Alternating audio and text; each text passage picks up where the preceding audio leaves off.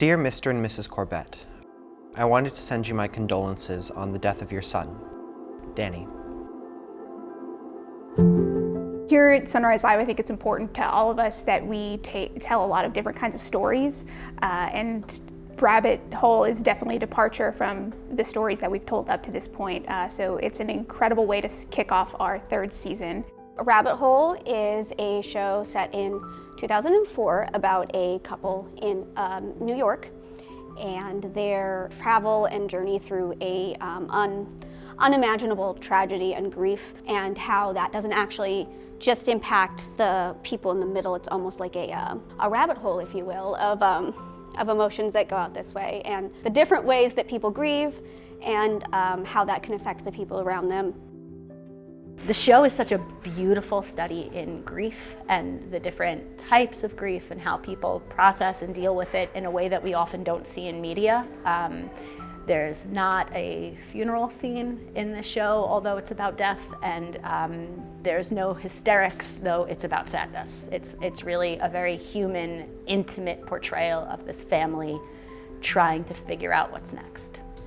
Everybody in this show is a different facet of how humanity deals with grief and sadness and trauma, but they still keep it alive. You know, they still show a family bond, and they still have humor somehow through it all.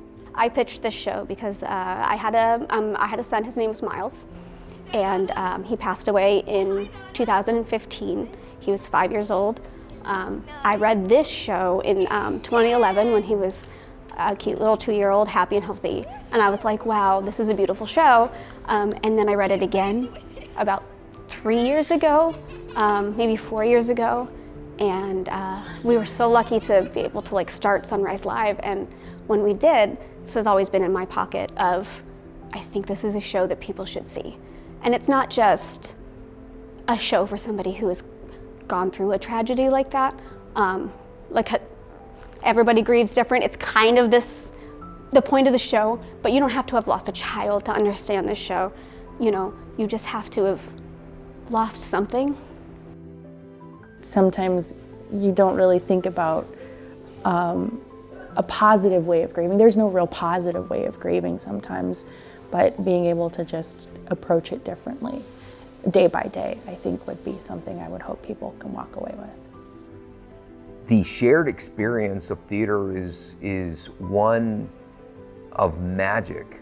I really hope that people can see that it's okay to grieve, that it's okay to experience loss.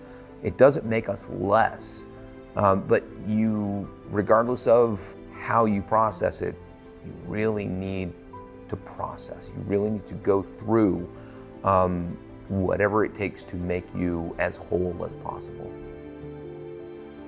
I know this probably doesn't make things any better, but I wanted you to know how terrible I feel about Danny, and that I wish I had driven down a different block that day. I'm sure you do too.